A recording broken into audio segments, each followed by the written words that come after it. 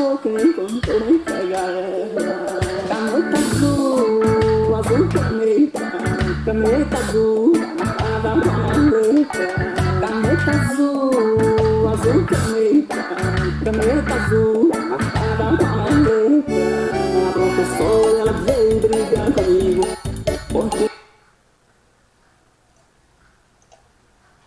Oi pessoal, tudo bem? Vamos voltar aqui para ficar mais bonito. Eu aqui, tudo ótimo aí. Tô aprendendo a lidar com essa tecnologia nova aqui, ó, que eu fico aqui no espaço flutuando, né? Certo?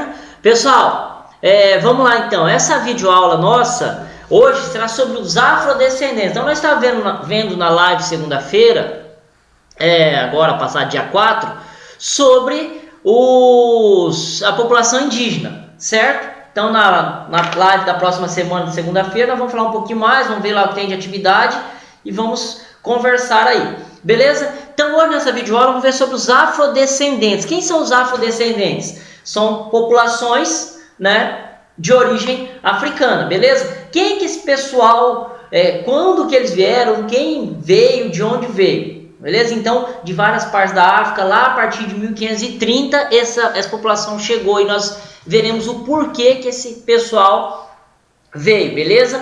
Que fazem parte da matriz da população. Lembrando que a matriz da população brasileira são os portugueses, os nativos, no caso os índios, e os africanos. São esses três povos que deram origem à população brasileira, beleza? Aí tem uma pergunta para vocês responderem. Vamos agora conhecer outra matriz populacional importante para a formação da população brasileira, a população negra.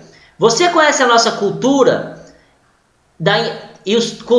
traços da influência desse grupo? Quais? Então o que vocês sabem aí sobre a cultura afro? O que tem na culinária, na música, né, na cultura, num contexto geral? O que tem aí de contribuição da população afrodescendente? Então vocês podem anotar aí, beleza?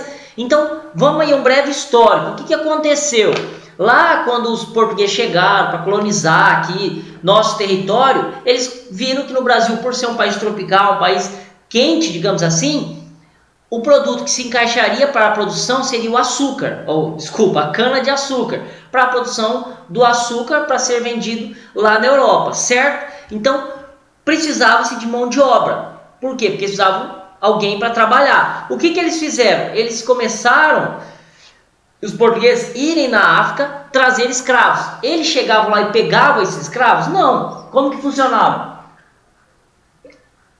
As tribos, nós até falamos isso acredito eu, na alguma aula aí, elas guerreavam entre eles lá, capturavam os seus rivais e ficavam esperando. Quando os portugueses chegavam, ou não só os portugueses, como outros povos aí, eles trocavam por simples produtos, espelho, roupas, entre outros produtos. E essas pessoas que eram capturadas, que eram vendidas, trocadas com os portugueses, elas vinham em embarcações, né? A partir de 1930 que começou isso, tem até algumas imagens, alguns quadros desse pintor aí da época, né? O Jean Baptiste, que fez alguns relatos sobre a população no Brasil. Mas vamos lá, então o que acontecia? Eles vinham dentro dos navios. Eles vinham bonitinho, tranquilo lá? Não. Eles vinham dentro dos porões, como que eu diria assim, amontoados. Então o pessoal vinha dessa forma aqui, ó. Se vocês estão conseguindo ver aí, ó, na apostila de vocês, na página 19, mostra como que essas pessoas iam. Eles nem se mexiam, gente. Malemar comiam, digamos assim.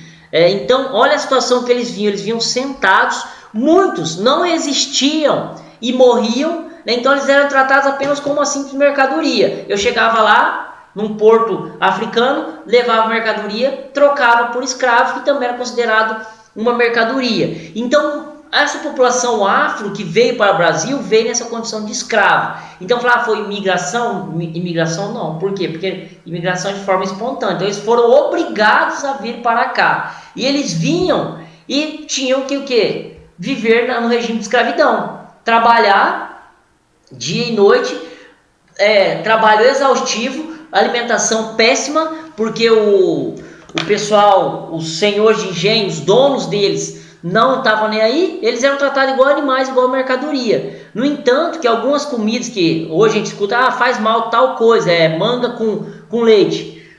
Por que falava-se isso aí já desde a época da escravidão? Porque o índio, o escravo comia manga, aí o fazendeiro, para não deixar ele tomar o leite, para economizar, digamos assim, falava que fazia mal. Então ele acabava não tomando leite, sobrava mais. Então olha que interessante isso. Então, alguns relatos aí do quão era cruel a situação que se deparavam essas pessoas. Eles vinham para cá, não tinha alimentação péssima, roupa, era uma roupa só, que eles usavam, vocês devem ter visto em filmes, em novelas, aquele roupão, era só aquilo ali. Então eles viviam em condições precárias, isso quando eles conseguiam chegar aqui, porque eles viam nesses navios negreiros dessa forma, um por cima do outro ali, ficava doente para fazer as necessidades, tinha que fazer ali, não saía dali, certo? Então convivia com fezes, com urina e acabavam adoecendo. Morria aqui, que fazia, alguém gritava, morreu aqui, um exemplo, né? O dono da embarcação, que seria o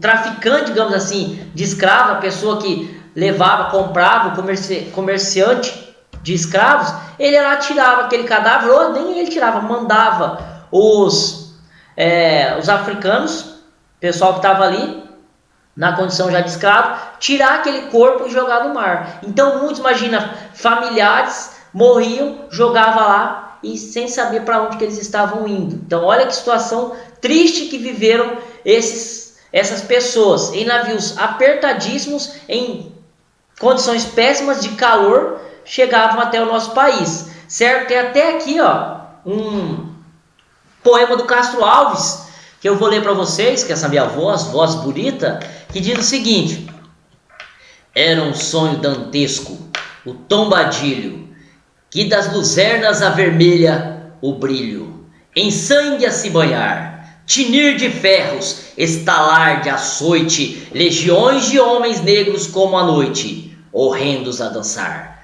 negras mulheres, suspendendo as tetas, magras crianças, cujas bocas pretas rega o sangue das mães, outras moças, mas nuas e espantadas, no turbilhão de espectros arrastadas, em ânsia e mágoa vãs. Então aqui é um relato de como que ela lá dentro do navio negreiro. Então, situação péssima. O Castro Alves fez até um poema aí sobre isso. Então, se vocês conhecem um pouco mais sobre essa história, se vocês escutaram, viram algum filme que fala, ou novela, sobre como que era a situação dos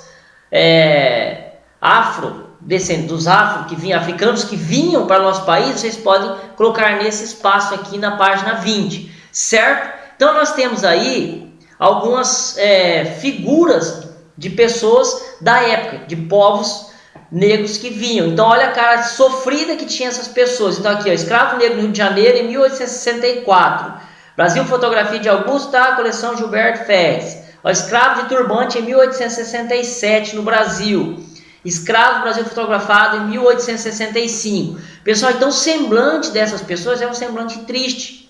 Por quê? Porque essas pessoas, elas tinham felicidade? Não tinham. Elas viviam o quê?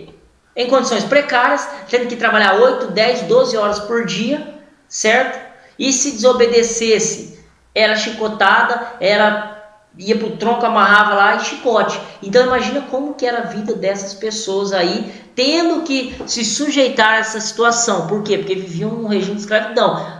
Vai fugir? Fugia quando era capturado, amarrava no tronco e apanhava para servir de exemplo para as outras pessoas, certo? Depois, claro, a gente vai ver, teve vários que fugiram, criaram os famosos quilombos, que eram áreas onde fugitivos aí, escravos fugitivos, criavam uma vila ali e iam produzir seu alimento, viver ali numa comunidade para fugir daquela situação. Até hoje ainda tem reservas aí que são quilombos, que desde a época da escravidão, né, tinha essas áreas aí, e o pessoal conseguiu na justiça ter a posse dessa terra. Então é como se fosse sítios que foram divididos em sítios para essas pessoas viverem. Hoje os descendentes desses povos que viviam nesses quilombos, que eram áreas onde as pessoas que fugiam dos engenhos, né, do regime de escravidão, iam para lá, beleza? Aí para finalizar, nós temos aqui as principais rotas, os lugares no Brasil onde mais chegava escravo e de onde saíam os escravos. Ó, Moçambique,